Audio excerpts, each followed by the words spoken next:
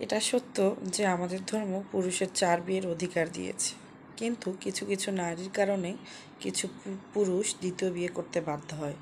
তার কারণ হচ্ছে কিছু নারী সবসময় হাজব্যান্ডের কথার উপরে কথা বলে, জেদ করে। বিশ্বাস করেন, হাজব্যান্ডরা কখনো সৌন্দর্য দেখে পাগল হয় না। সৌন্দর্য অনেক নারীর মাঝেই পাওয়া যায়। তারা চায় এমন একজন স্ত্রী যে কিনা তার কথার প্রাধান্য দিবে এবং তার কথা মতো সুন্দরভাবে শালীনভাবে চলবে। আর প্রত্যেকটা স্বামী চায় তার স্ত্রী তার বাধ্যগত হোক, এবং স্বামী স্ত্রী দুজনের কথা দুজন মেনে চলাই প্রত্যেকটা স্বামী স্ত্রীর মধ্যে হওয়া উচিত। আর কিছু কিছু নারী আছে, তার হাজব্যান্ডের উপর তারা কখনোই সন্তুষ্ট থাকে না। আপনারা ভালো করে শুনে রাখেন, কান খুলে। একটা পুরুষ কখনো একটা নারীর সৌন্দর্য দেখে মোহিত হয় না। তার ভালোবাসা, তার বিশ্বাস, তার সদাচরণ, সদ্ব্যবহার এবং তাদের ফ্যামিলির প্রতি যত্নবান হওয়া। যারা মনে করেন যে হাজব্যান্ডরা চায় অনেক বড়লোক বা টাকাওয়ালা বাড়ির মেয়ে, এটা কিন্তু সম্পূর্ণ ভুল। কারণ পুরুষ মানুষ এসেছে পৃথিবীতে রোজগার করার জন্য, তারা কখনোই টাকা পয়সা চায় না।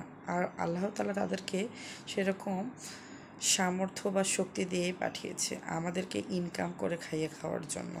পুরুষ মানুষ চায় একজন মনের রানী, যার পুরো হৃদয়ে একটা নারী বিরাজ করবে।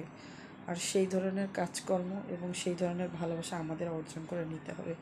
বিশ্বাস, ভালোবাসা সবটুকু দিয়ে হাজব্যান্ডদেরকে ভালোবাসতে হবে এবং নিজের সংসারটাকে মনের মতো করে সাজিয়ে সেই সংসারের রানী হয়ে হাজব্যান্ডকে ভালোবেসে নিজের সংসারটা সাজিয়ে গুছিয়ে ফুলের বাগানে পরিণত করতে হবে।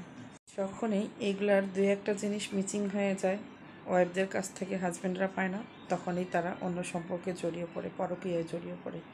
তাই হাজব্যান্ডের কাছে তাদের শখ, আহ্লাদ বা ভালোবাসার বা বিশ্বাসের অবশ্যই মূল্য দিতে হবে। আপনার হাজব্যান্ড কী চাচ্ছে, কী রকম চাচ্ছে, সেটাও প্রাধান্য দিতে হবে।